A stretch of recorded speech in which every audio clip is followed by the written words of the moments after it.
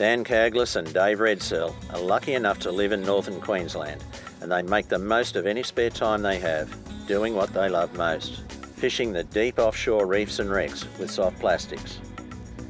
A method that is fast becoming increasingly popular, with anglers realising how effective plastics are in these areas.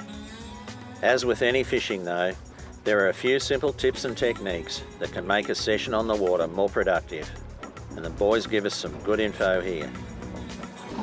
You on? Yep, that's on.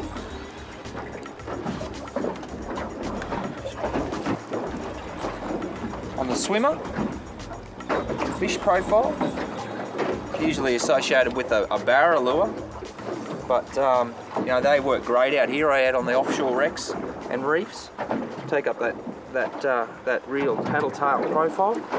Works really well when whacked on the bottom. Yeah.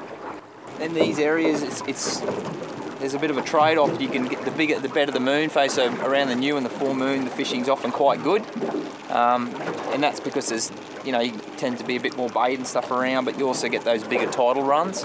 So sometimes it can be a little bit harder to fish, especially if you're drift fishing like we are today. So we're having to use some fairly heavy jig heads today.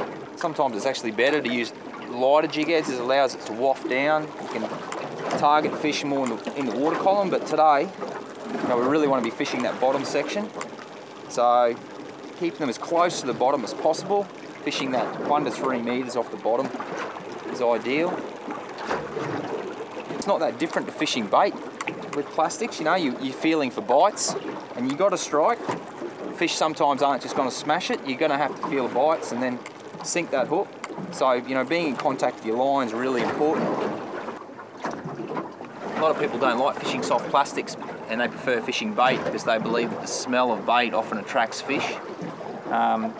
One thing you can do to enhance your plastics is you can add a scent, which will do the exact same thing as bait.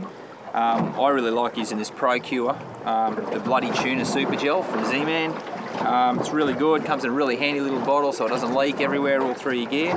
And just run it all the way down, run it right through. And what that'll often do, especially on the tail, it's important a lot of people don't put it right through to the tail, often just put it on the body. What I also like about this Pro Cure is that it tends to stay on the plastic for a long time, so you can apply this to your plastic and fish for a good 30 minutes, whereas a lot of the other plastics you can drop down, often the scent's lost pretty quickly. So yeah, adding a bit of scent to your soft plastic is really good for getting that extra advantage and getting that extra bite. Z-Man have a large range of colours and sizes in their grubs, and they're extra tough for the critters that inhabit deep tropical reefs. There's a good range to choose from, with their swimmers also super tough to withstand being chewed on and monstered by all manner of different species that live here. Alright, so we're out here around 200 feet of water. We're fishing a pinnacle which comes up to about 135, so we're looking at about a 55 feet raise.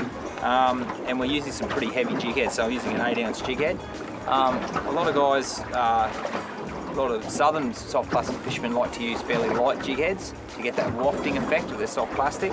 Because we're chasing fish that are right on the bottom, it's a little bit different, and you want your soft plastic to be on the bottom. So don't be afraid if you're in this really deep water to use some of these really heavy style jig heads.